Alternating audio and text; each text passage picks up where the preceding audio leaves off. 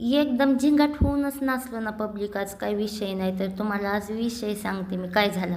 सकाळी सकाळी उठल्याच्या नंतर ओवीच्या पप्पाचा प्रेम गेलं तर उतू आणि मला काही ते बघवतच नव्हतं.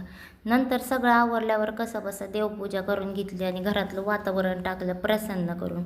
नंतर आमच्या मॅडम मला म्हणल्या मला खायचा आहे डोसा. म्हटलं इट्स ओके. तिला दिला डोसा बनवून. मॅडम 2 घास खाऊन गेल्या उठून. नंतर एवढी मोठी भांडी पडलेली मी घेतली घासून आणि म्हणलं थोडासा चहा दूध प्यावं. कारण आपल्याला चहा दूध प्यायची लहानपणापासून सवय. आपण एक शेतकऱ्याची मुलगी. मग काय एका ताटलीमध्ये चहा दूध घेतलं पिऊन. नंतर आमच्या धनीचा आला कॉल, आवरून ठेव आपल्याला जायचं आहे दहीहंडी बघा. मग धनी आल्या, माझं धनीचं चाललेलं तुम्ही भारी दिसताय का, मी भारी दिसते. मग नंतर आमच्या दारातली दहीहंडी आम्ही फोडून घेतली कारण आमची मॅडमच होती मंडळाची अध्यक्षा. मग नंतर तिथली दहीहंडी झाल्या आम्ही गेलो श्रीराम चौकात. तिथं जाऊन बघतोय तर अगं बाबो काय ती साऊंड सिस्टीम आणि काय ती लायटिंग आणि एकदम जागा मागान मला बघा. मग काय आमची ओवीचे पप्पा झाले चालू तिथंच नाचाय. त्यांच्यासोबत दुसरी ओवीन तिचे पप्पा पण होते.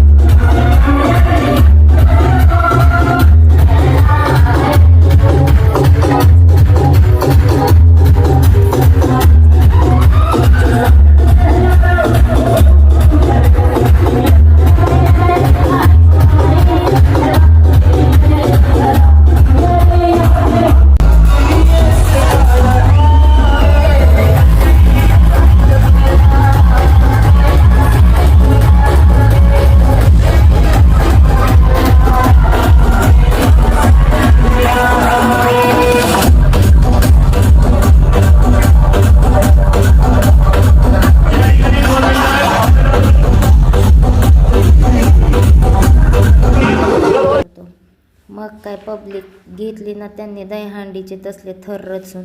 तुम्ही गर्दीन डेकोरेशन बघू शकता. राहिलं सायला आमची ओवीचे पप्पा नाचत होते, त्यांचं चालू होतं. तरी पण आमची ओवी रडतच होती. तिला काय झालं तर काय माहीत नाही.